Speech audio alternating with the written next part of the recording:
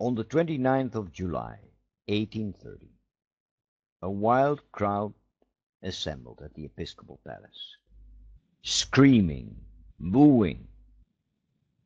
A couple of stones are thrown at the palace. Great hilarity when a window is hit and breaks. "The bishop is expecting us!" "What are we waiting for?"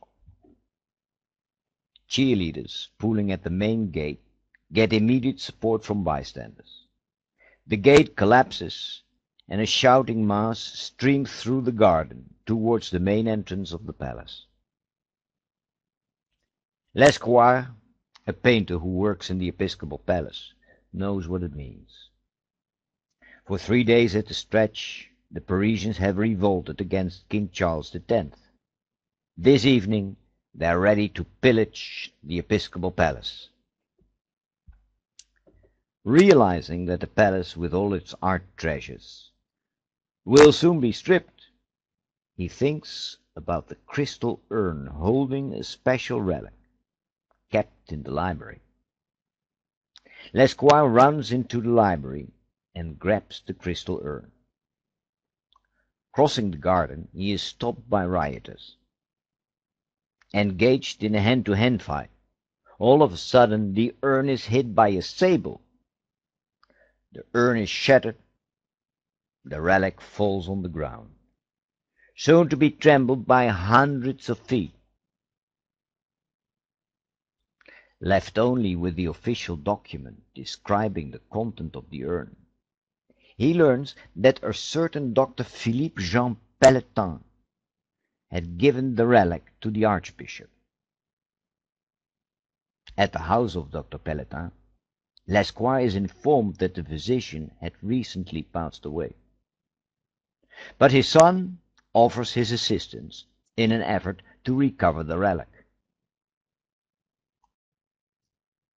35 years ago, on the 6th of June 1795, Dr. Pelletan, Surgeon General of the L'Hôpital d'Humanité, was summoned to the Templar prison by the Commune, the revolutionary government of Paris. Upon arrival, Dr. Pelletan is asked to examine Louis-Charles Capet, the 10-year-old orphan of the late King Louis XVI and Queen Marie Antoinette. 3 years before, King Louis XVI, his wife Marie Antoinette, and their children Marie-Thérèse and Louis-Charles are imprisoned in the Temple. The same year, King Louis XVI is put on trial on suspicion of high treason. On the 21st of January, 1793, he is beheaded on the Place de la Révolution. 9 months later, Marie Antoinette is guillotined at the same place. Marie-Thérèse and Louis-Charles are separated, but both remain prisoners at the Temple prison. Although Marie-Thérèse is spared, her brother, the Prince Royal, is subjected to utter neglect. Separated from his sister, he is put in solitary confinement. Put on the ration of a bowl of soup and a chunk of bread per day, he is locked up in a dark cell without facilities. When Louis-Charles' tormentors decide to clean the prisoner's cell, it is 8 months later. The child's skin is covered with ulcers. His bed is rife with fleas and beetles, and he has practically lost his speech. The visiting physician sees to it that conditions are improved.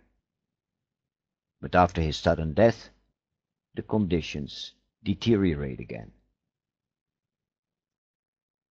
In the dark and filthy cell, Dr. Pelletan examines the boy, covered with scabies and swellings.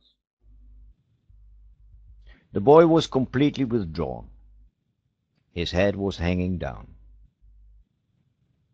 His limbs had been corroded, his stomach swollen. He suffered from a chronic diarrhea.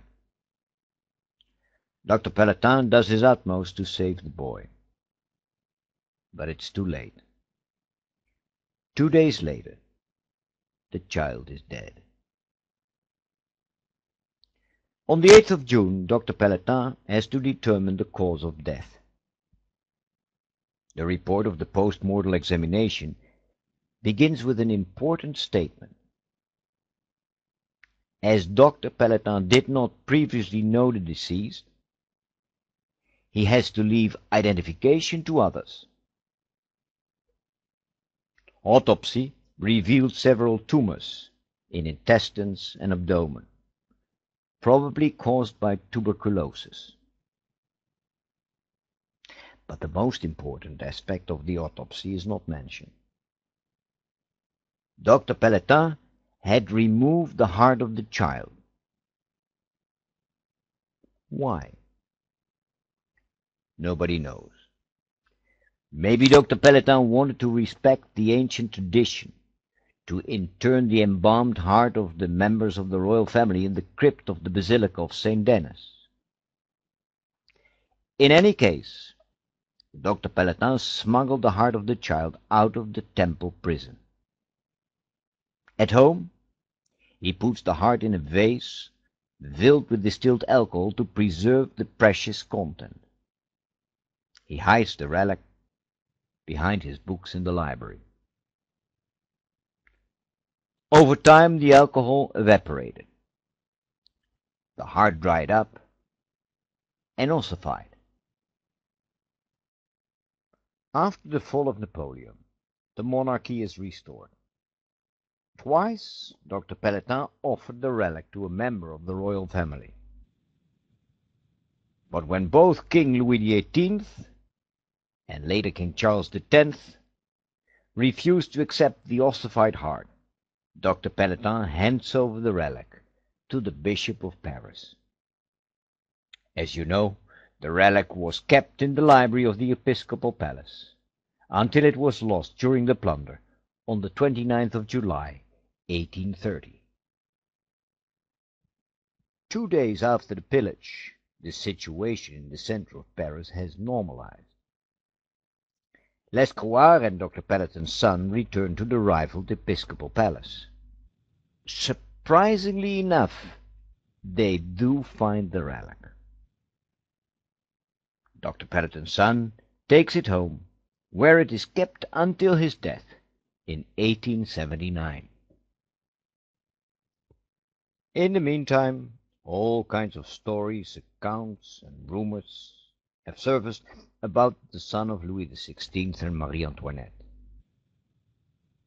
As Louis Charles was put in solitary confinement, very few guards have actually seen the Prince Royal.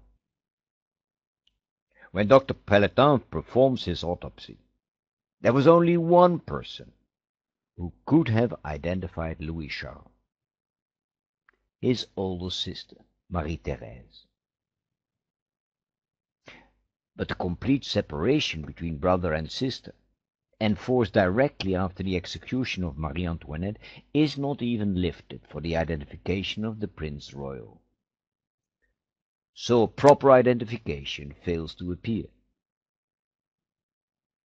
Especially in royalist circles, people now start to claim that Louis XVII is still alive.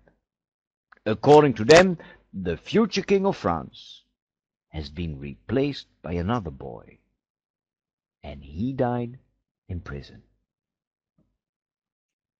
Over time, a great number of pretenders to the crown presented themselves. Karl Wilhelm Naundorff was the most important one. According to him, he had been replaced by a mute boy, who had later been replaced by a dying child. After his liberation, he escaped to Berlin. He changed his name and became a watchmaker in Spandau. In 1833, he arrives in Paris. Although he is recognized by his childhood nurse and by Louis XVI's Chamberlain, the authorities refused to accept his claims.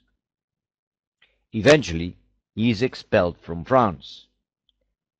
He dies in the Netherlands in 1845. But his descendants, they never gave up. Still today, they claim to be direct descendants of Louis XVII. When Dr. Pelletin's son dies in 1879, the political landscape in France has changed beyond recognition. This painting by Delacroix, which commemorates the Revolution of 1830, is called "Liberty Leads the Way." Well, in a way it did. The Revolution of 1848 ended the monarchy in France. The Franco-Prussian War of 1870 led to an end of the Second Empire, and the Third Republic was proclaimed. A relative of Dr. Pelletin's wife donated the relic to Don Carlos, the Duke of Madrid, and the oldest living male of the oldest branch of the House of Bourbon. Don Carlos placed the relic in the chapel of the Château de Frodorf outside Vienna. In this residence, Louis XVII's sister, Marie-Thérèse, lived until her death in 1851. During the Second World War, the residence was seized by the Nazis before the Russians turned it into a military hospital. But during these days, descendants of Don Carlos saved the relic. In 1975, Don Carlos' granddaughter, the Princess Marie des Neiges Massimo, returned the relic to France. The Duke of Beaufremont, the superintendent of the royal graves in the Basilica of St. Denis, accepts the relic. During an official ceremony, the relic is placed in a glass container, and a monument is revealed in honor of Louis XVII. In all these years, the historical debate never stopped. More than 1,000 books and articles have been written about Louis XVII. But the questions, whether or not he died in the Temple prison, whether or not he survived the French Revolution, could not be answered with any certainty. In 1990, the Dutch historian Hans Petry asked Dr. Cassiman, professor of genetics at Leuven University in Belgium, to test a bone taken from the grave of Carl Wilhelm Naundorff for DNA. Then Professor Cassiman compared Naundorff's DNA with DNA taken from the hair of Marie Antoinette, found in a rosary of her mother, Empress Maria Theresia. As there was no match, it now appears that Naundorff has been an impostor. After these results had been published, Professor Cassiman is contacted by the French historian Philippe Delorme. The historian asked the scientists a burning question. Could DNA taken from the putative heart of Louis XVII be compared with DNA available from Marie Antoinette?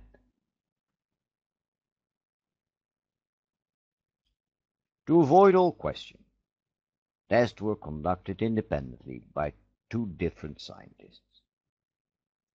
Dr. Cassiman conducted one test, and Dr. Brinkmann of Münster University in Germany conducted another one. The scientists could not answer the question whether or not Louis XVII died in prison. But they came close. According to Dr. Cassiman, the tests showed that the heart belonged to a relative of Marie Antoinette. These results, in combination with the historical evidence, now strongly suggest that it was Louis Charles who died under shocking circumstances. in the temple prison.